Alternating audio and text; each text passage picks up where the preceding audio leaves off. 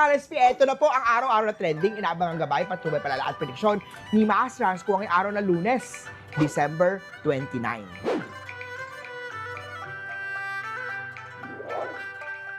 Para sa mga pinanganak ng Year of the Rat, clear sa trabaho kung may naiwan pang task. Tapusin na yan para fresh start ka sa New Year. Green at 8. Kay Ox naman tayo, magtabi ng emergency fund bago dumating ang gastusin sa January. Yellow at 3. Kay Tiger naman tayo, huwag magpuyat sa pagbabasa ng reflections ng mga post. Matulog ka na ng maaga. Red at 5. Kay Rabbit naman tayo, may tampuhan, ngunit madali rin maaayos yan. Kung ikaw na may single na rabbit, may magpaparamdam online habang nag-aayos kayo sa kwarto. 1 at blue. Kay Dragon naman tayo, iwasan ang eating, stress eating, habang ikaw ay nagde-declutter. Silver at 9. Sky Year of the Stick naman, time to review your finances.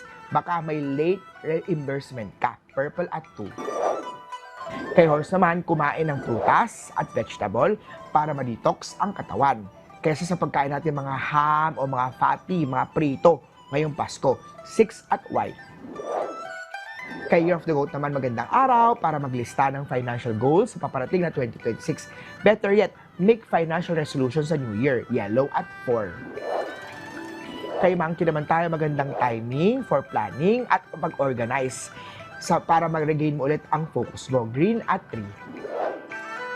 Kung meron misunderstanding sa your rooster, huwag nang pabalik-balik. Say sorry at mag-move on ka na. Ang maswerteng kulay, red at 7. Kay Year of the Dog naman, matulog ng maaga. Huwag ubusin ang oras sa kakascroll sa social media. Blue at 5. Muli po, ito po'y gabay, patuloy palala at prediksyon lamang ni Maas Trans. Kuha na sa inyong mga kamay nasa lalay ang inyong tagumpay.